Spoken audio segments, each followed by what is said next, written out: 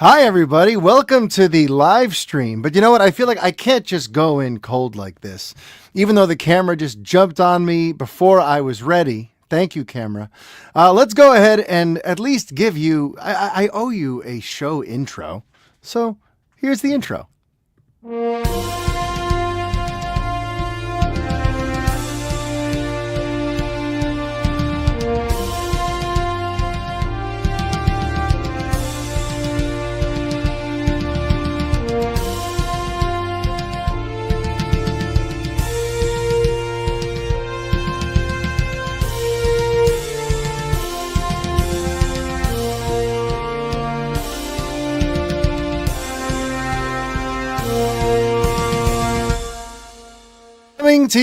Coming to you entirely live from the Garage of Solitude here in Whitestone, Queens. I am Mario Francisco Robles, and this is the Superman and Lois Season 4, Episode 7 live reaction show. Hi to everyone who just is tuning in now, having just finished Episode 7 of the show.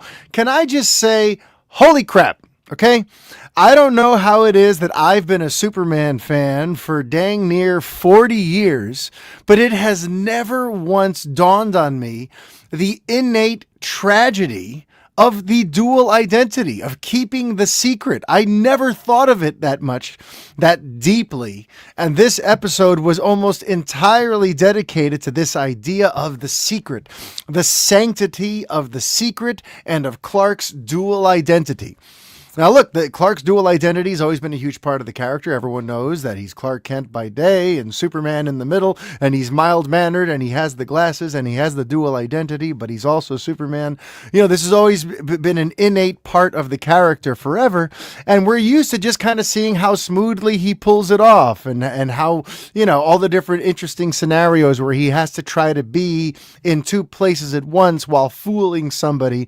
You know, we've seen all along how, you know, that's been our relationship to the dual identity, just kind of watching Clark nail it.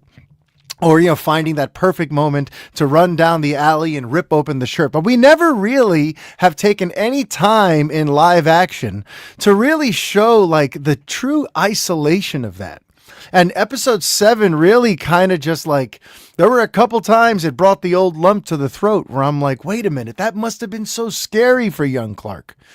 You know, when he was trying to explain it to his sons at the dinner table, and then Lois kind of came in later to kind of really lay into them a little bit, since they didn't seem to understand the gravity of the situation. You know, the fact that they say he started having his abilities at age 4. And that right out of the gate at age 4, his parents were so freaked out that they totally flipped out anytime he showed his powers, because they were worried that the government was going to take them away from him. And he felt that fear too. And the way Lois described it, I mean, it sounded so like a PTSD thing. It sounds like what a sad and scary way to live your life. Imagine from age 4 on being constantly worried that they might take you away from your parents. You know, and it really kind of makes you look at Clark's life and his struggles differently. It's not just that he didn't get to play football. You know, it's not just that he had to kind of like be a more meager version of himself instead of just being his full self. But no, he had to live in fear. And beyond that, he had to essentially not have a full friendship with anyone, a full real connection and relationship with anyone aside from his parents. And up until the time he tells Lois, Clark has spent his entire life essentially alone. Because even with the people he counts as friends, even the people who think of Clark as a friend of theirs, nobody knows the full picture. So therefore, how close of a friendship can it really be if you're constantly having to hide who you truly are? And this episode really focused in on that.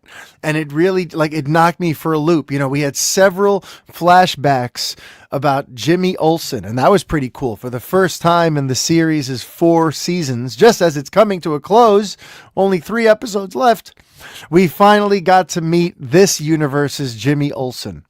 And it was interesting. I didn't think the actor quite nailed it. There was a certain likability, if I'm being honest, that was missing from him.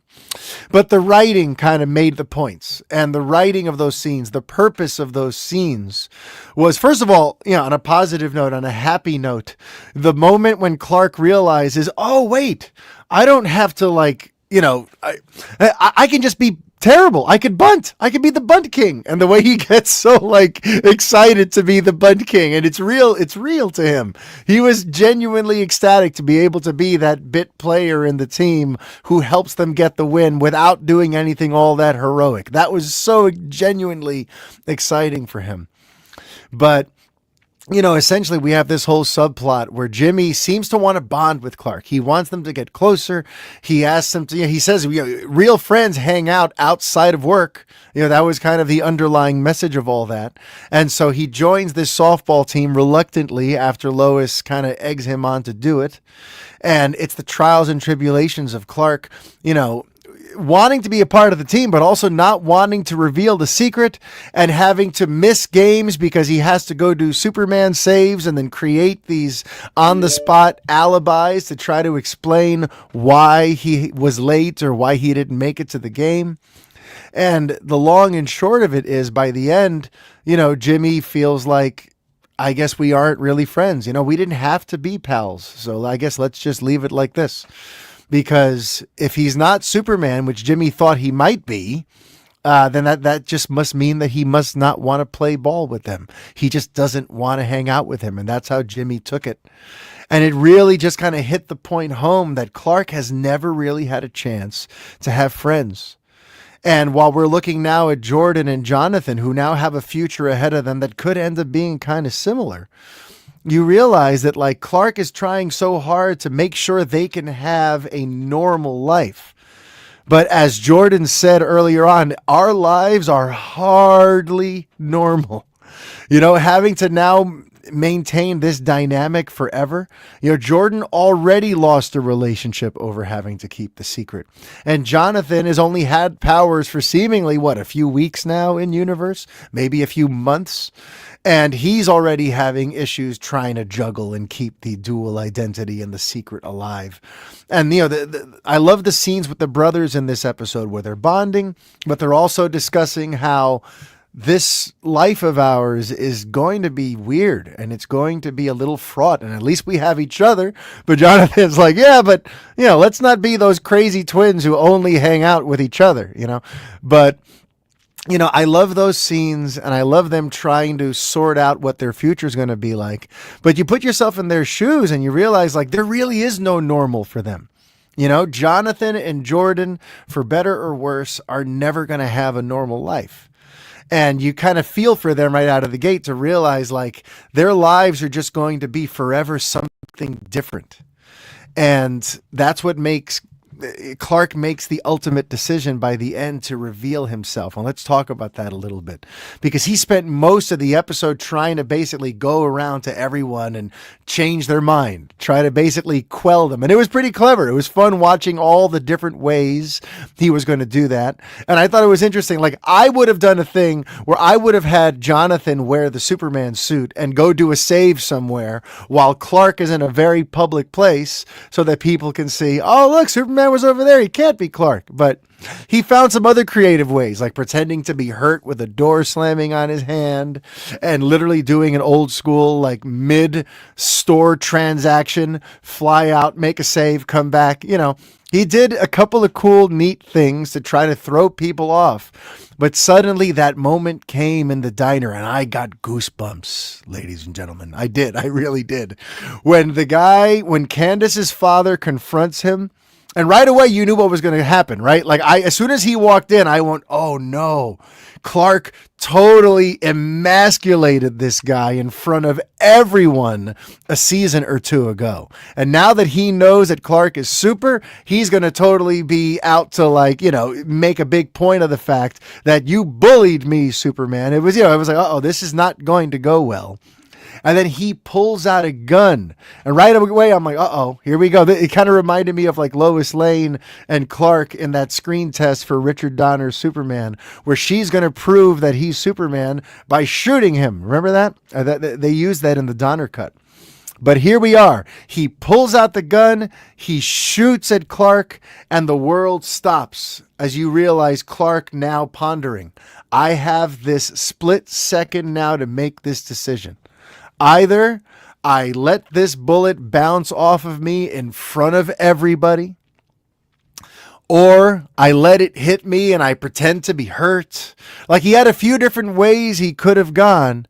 But at the end of this whole long arc of realizing that the secret maybe had done him more harm than good over the years, he finally chose to stand tall in front of the people of Smallville and rip that shirt open and let the bullet bounce off his chest. And oh man, I got all the feels. It was like, what a moment. This was like his big coming out moment. You know, and if you want to use all the different kinds of metaphors for what Clark's life has been, but lots of different people for lots of different reasons have felt like they cannot be their full selves in front of everyone. And in some way, they've had to hide their whole lives. And that scene symbolized Clark finally saying, you know what? Forget it. No more hiding. This is me. This is who I am. And that to me was just, it was so powerful to watch. It gave me all the feels in the world.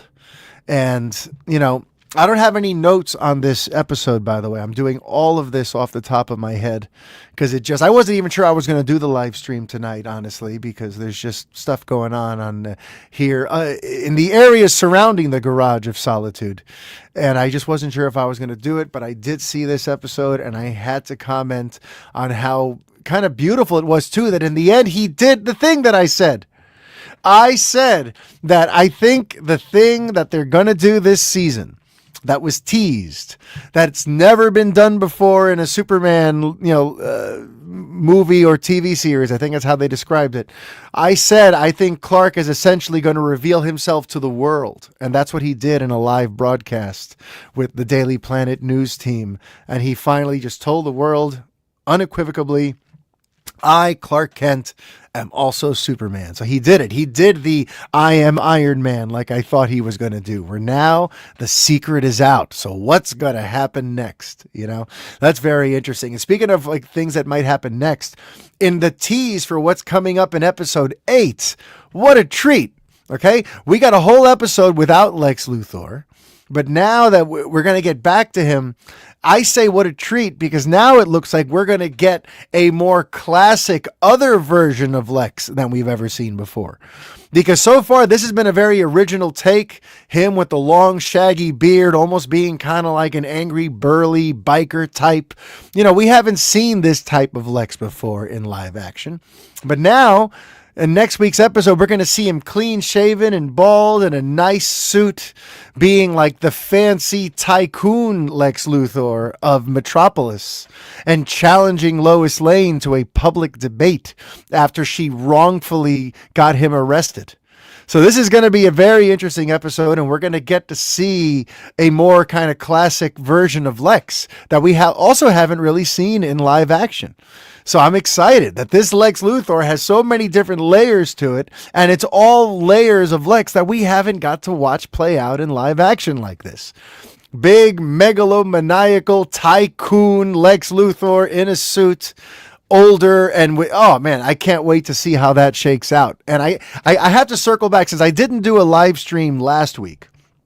Let's talk a little bit about what happened in episode 6 between Clark and between Lex, because that was unbelievable. Had I managed to get the live stream going last week, I would have spent plenty of time raving about the scene where you think Clark is at a disadvantage, right? He comes to confront Lex on the streets of Smallville and tell him to get the hell out of his town. And Lex flips on the red kryptonite lights. And on the surface, you think, oh my God, Superman's been depowered. He's screwed. But right away, I realize, oh no, Lex is screwed.